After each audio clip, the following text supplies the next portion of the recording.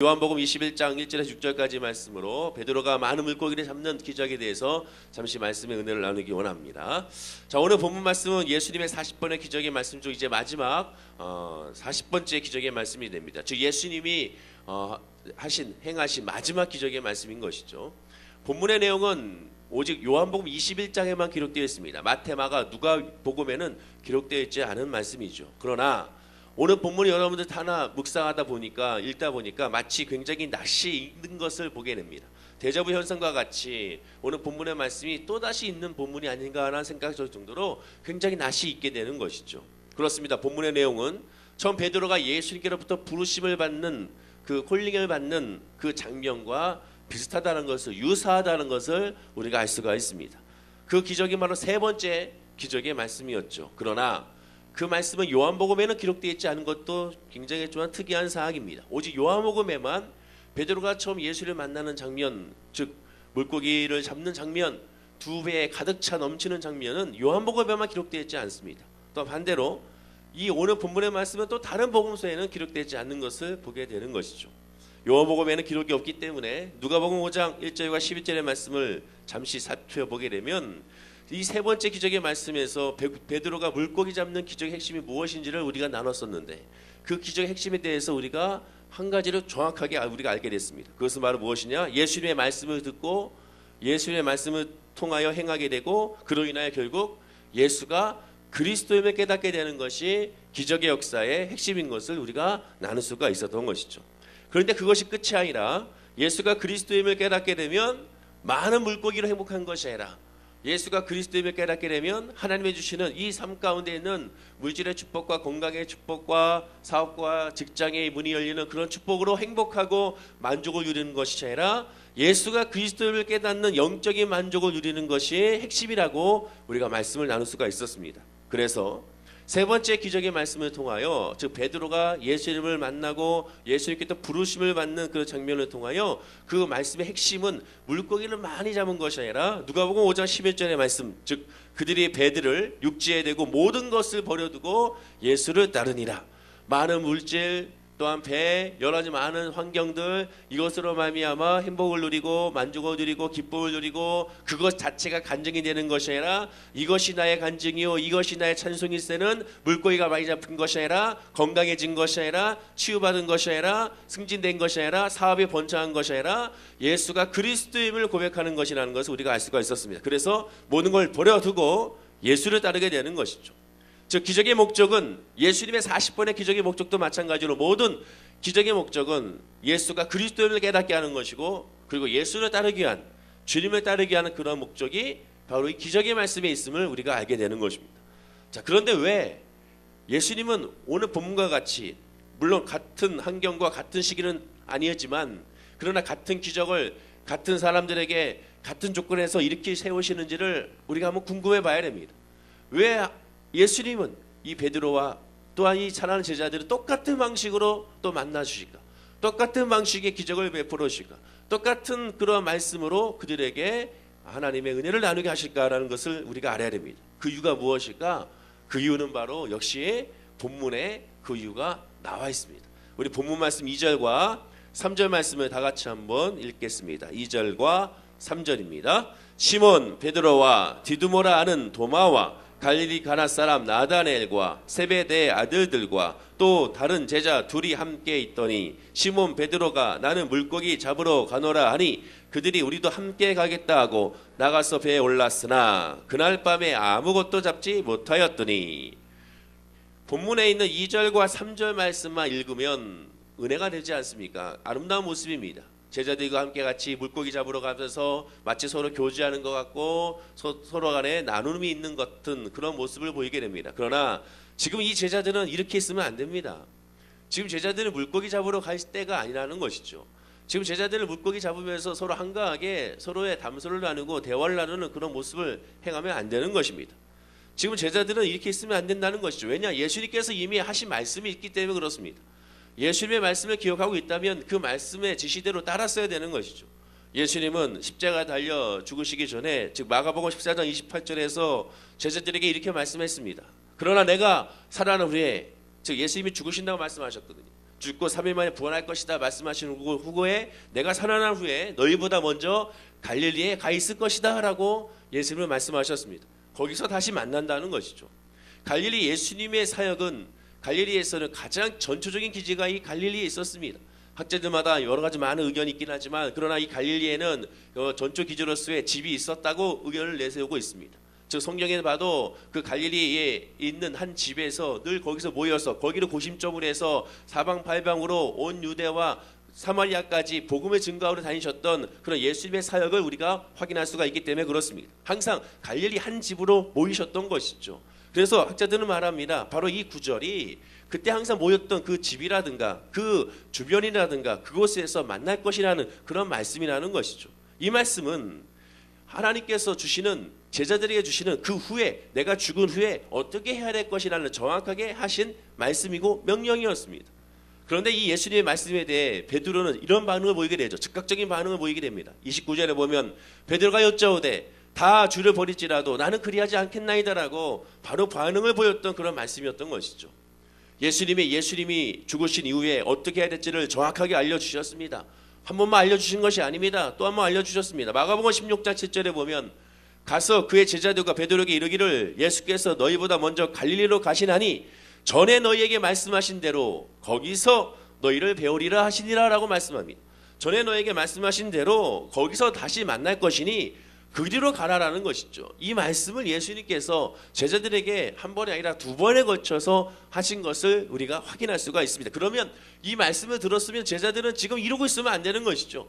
예수님이 말씀해 주신 곳으로 가서 그곳에서 기도하면서 주님을 기다려야 되는 것입니다. 하나님의 때를 기다려야 되는 것이고 또한 힘들고 또한 나약해 빠진 지금 제자들을 서로 위로해 주면서 다독여 주면서 자 우리 예수님을 다시 만나야 되니까 힘을 내라. 자 우리 모이자. 그래가지고 제자들 흩어졌던 제자들을 한 사람 찾아서 얼렁 같이 붙들고 다시 예수님이 지시한 그곳에서 예수님을 다시 기다려야 되는 것입니다. 그런데 지금 뭐하고 있느냐? 모여가지고 물고기나 잡고 있는 것입니다. 나는 그냥 물고기 잡으러 가노라. 이 말뜻이 무엇이겠습니까? 이 말뜻은 아무런 희망과 아무런 소망이 없는 그냥 그런 뜻이었습니다. 다들 그러다 보니까 다시 따라가는 그런 모습을 보이게 되는 것이죠. 그들은 여기 있는 것이 아니라 이제 갈릴리로 가서 예수님이 말씀하신 곳에 가서 예수님을 기다려야 되는 것입니다. 왜냐하면 예수님이 다시 부활하여 만날 것이라고 말씀하셨기 때문에 그렇습니다.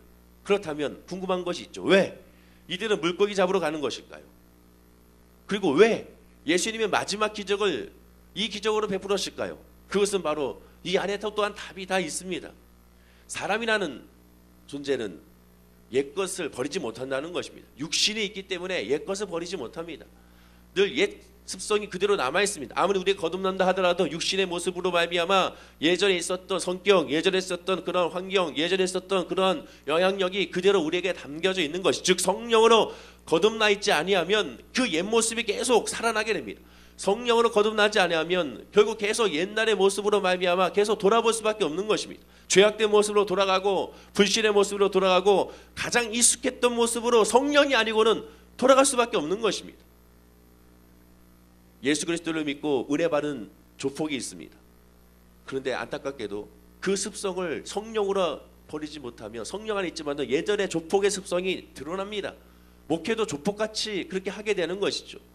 예전에 도박했던 사람들은 예전에 그 모습이 계속 또한 나타납니다. 그건 성령으로 완전히 누르지 않으면 안 되는 거죠. 왜? 육신이 있기 때문에 그렇습니다. 내가 가장 쉽게 생각했던 거, 내가 늘 익숙했던 거, 그 방향으로 성령이 붙잡지 아니하면 흘러갈 수밖에 없게 되는 것입니다.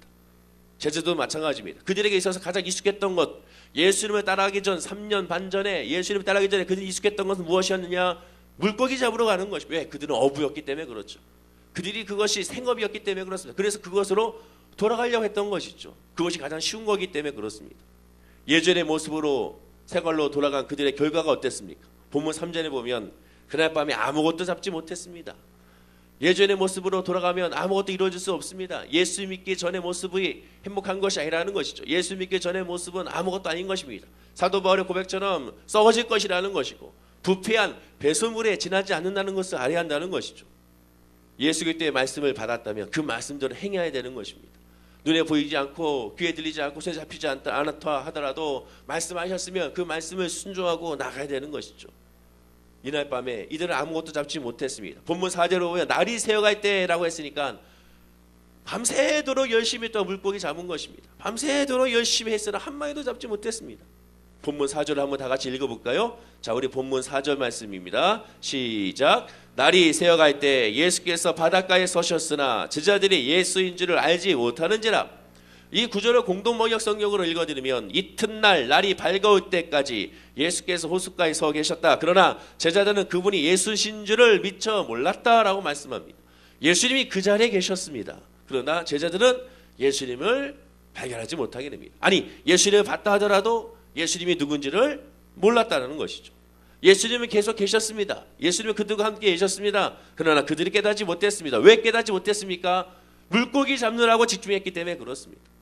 예수 그리스도를 믿는 하나님의 백성들은 시험에 다가가고 어려움에 다가가고 환난 가운데 있어도 주님이 안 계신 것 같은, 마치 예수님이 죽은 것 같은, 부활하지 않은 것 같은 그런 모습이 있다 하더라도 예수 그리스도에 믿음이 있고 말씀이 있는 사람이라면 예수님께 늘 집중해야 되는 것입니다. 삶에 집중했을 때, 물고기에 집중했을 때 예수님을 볼 수가 없는 것입니다. 아니, 이 세상적인 것에 집중했을 때, 이 세상의 질병과 이 세상의 아픔과 이 세상의 상처에 집중했을 때 예수님을 볼 수도 없고 예수님의 음성을 들을 수도 없는 것입니다. 어린아이들이 열심히 뭔가 집중했을 때 옆에서 누가 이름 부르면 깨닫지 못하고 알지 못하는 것처럼 세상에 집중했을 때 하나님의 음성과 하나님의 뜻을 깨달을 수가 없는 것이죠. 우리도 마찬가지입니다. 예수님에 대한 관심이 없고 세상의 모든 고기에 집중했을 때 바로 옆에서 지켜보시고 말할 수는 탄식으로 기도하시고 우리 옆에서 늘 안타까운 심령으로 우리를 위로하시는 그 예수님의 은혜를 깨닫지 못하게 되는 것입니다. 옆에서 말씀하신 하나님의 음성을 깨닫지 못하게 되는 것이죠. 아니야, 말씀을 봐도 그 말씀이 나의 말씀으로, 나의 레마의 말씀으로 아멘하지 못하게 되는 것입니다. 열심히 기도를 하지만 그 기도 가운데 역사하신 하나님의 은혜를 깨닫지 못하게 됩니다. 왜? 무엇에 집중했기 때문에? 이 세상에 집중했기 때문에 그렇습니다. 기도도 마찬가지입니다. 예배도 마찬가지입니다. 하나님께 집중하는 것이 아니라 예배는 하나님께 집중하는 것인데 세상의 문제와 고통과 아픔에 집중하게 되면 그것이 응답받는 것이 아닙니다. 주님께 집중했을 때 하나님의 응답과 하나님의 역사가 나타나게 되는 것입니다. 그러나 오늘 본문 5절과 6절을 한번 볼까요? 5절과 6절 말씀을 다 같이 한번 합독하겠습니다. 시작. 예수께서 이러시되 얘들아 너희에게 고기가 있느냐? 대답하되 없나이다.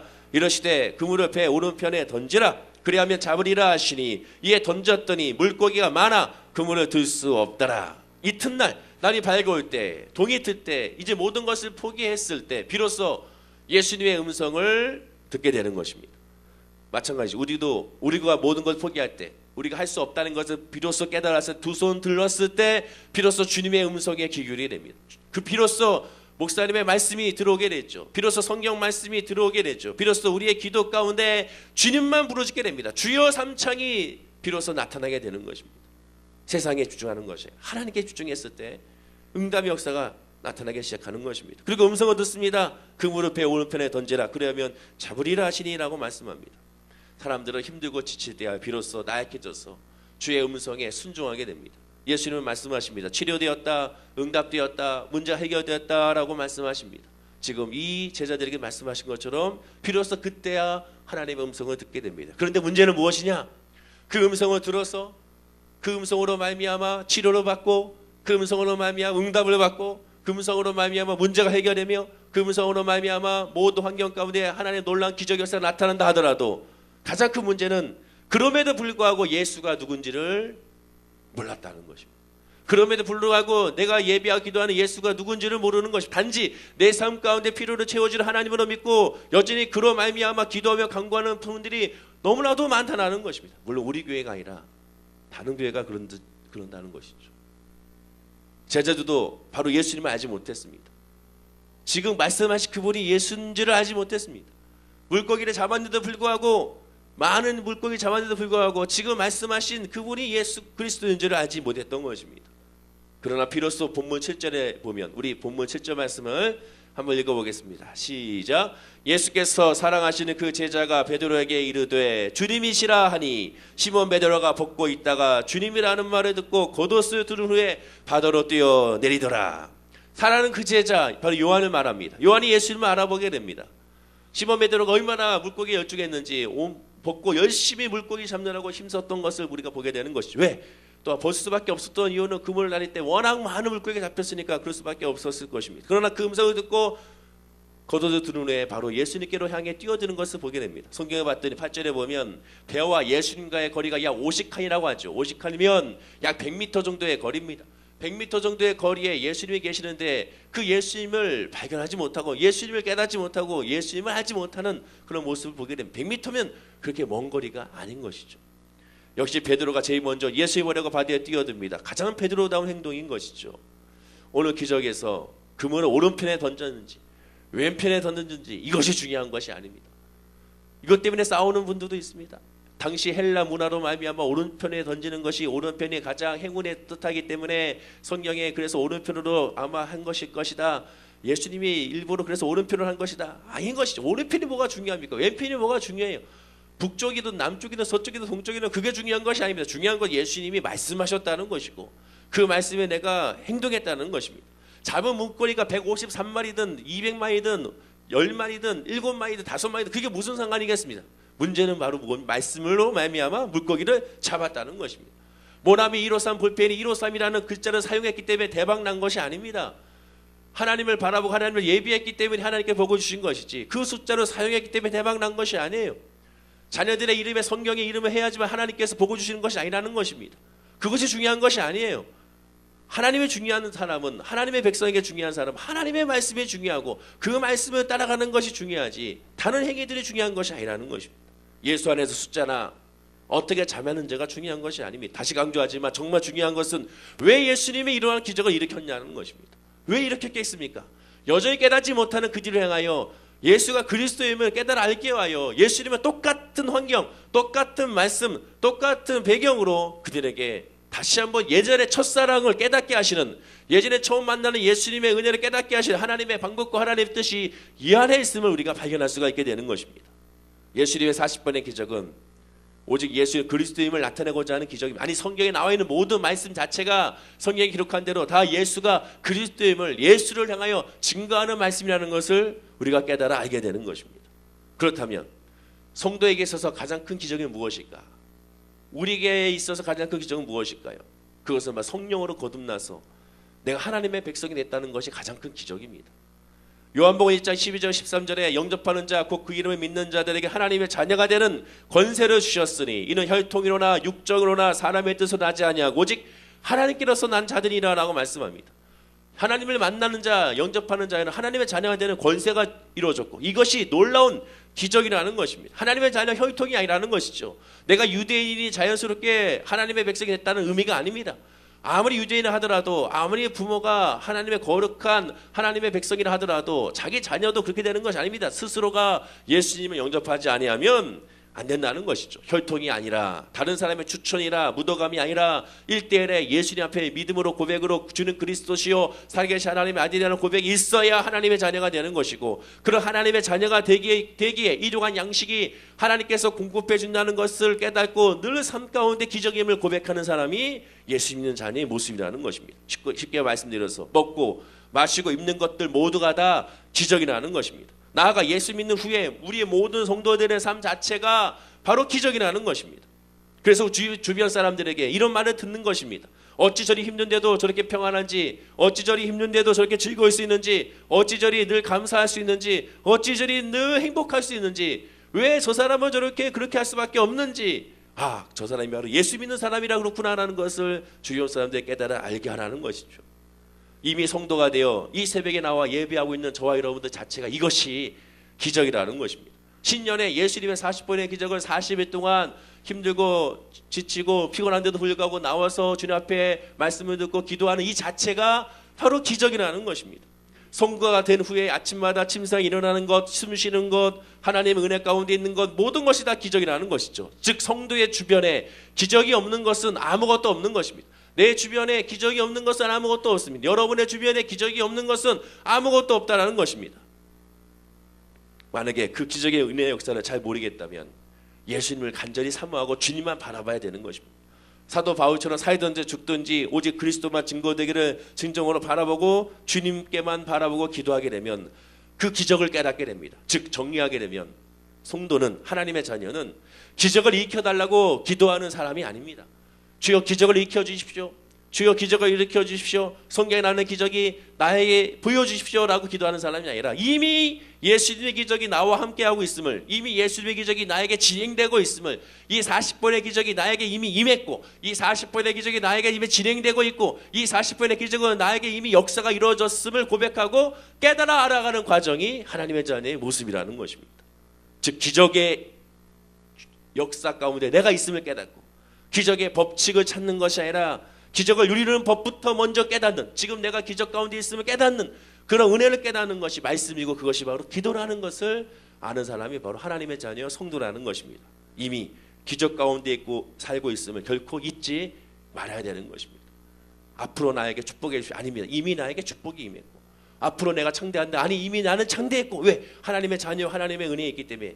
앞으로 나는 잘 된다, 아니요, 이미 나는 잘 되고 있고, 이미 나는 응답 받았고, 이미 나는 치료함을 받았고, 이미 나는 승리했고, 이미 하나님의 나는 사랑 가운데 이미 있음을 고백하고 선포하는 사람이 바로 하나님의 자녀임을 기억하고 깨달아 알아야 될 줄로 믿습니다. 예수님의 40번의 기적은 바로 그런 기적인 것입니다. 예수님의 40번의 기적은 오직 예수 그리스도를 깨달아 알기 위하여, 그리고 그것을 깨닫는 자는 매일매일이 기적이구나, 매일매일 하나님의 은혜구나, 매일매일 하나님의 기쁨이구나, 그렇게 고백하는 사람이 바로 하나님의 자녀인 것을 우리가 기억하고 깨달아 알아야 될 줄로 믿습니다. 예수님의 40번의 기적을 통하여 우리 모두가 다 주님을 발견하게 된 줄로 믿습니다. 40일 새벽 예배 나오는 거 쉽지가 않은데, 이게 나오셔서 하나님께 기도했으니 분명히 하나님께서 더 큰 은혜와 더 큰 복을 우리에게 깨닫게 하시고 은혜를 부어주게 될 줄로 믿습니다. 새벽에는 이렇게 인사를 안 하는데 오늘은 인사를 해야 될 것 같아서 옆에 분에게 이렇게 인사하겠습니다. 우리는 예수 안에서 승리했습니다. 인사하시기 바랍니다. 한 번 더 인사하겠습니다. 예수님의 기적은 우리에게 늘 있습니다. 인사하시기 바랍니다.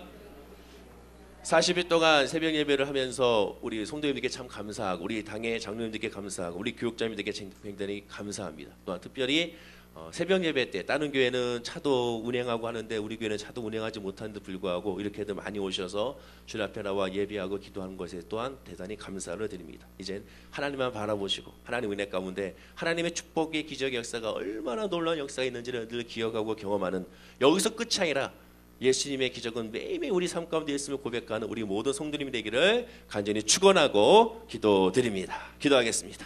아버지 하나님, 예수님의 40번의 기적을 은혜 가운데 마치게 하시니 감사합니다.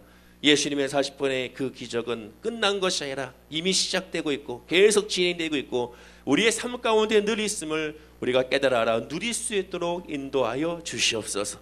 늘 성령으로 말미암아 그 은혜와 그 응답을 우리가 온전히 깨달아 알아가는 우리 모든 성도님들이 되게 하여 주시옵소서. 매일매일 삶 가운데 하나님의 은혜와 하나님의 복이 있음을 늘 깨달아 알아서 오늘 하루도 승리하고 오늘 하루도 열매를 맞고 오늘 하루도 기대하는 삶을 살아가는 우리 월계수목교회 모든 성도님들이 되게 하여 주옵소서. 감사드리며 예수님의 이름으로 기도드립니다. 아멘. 연이어 기도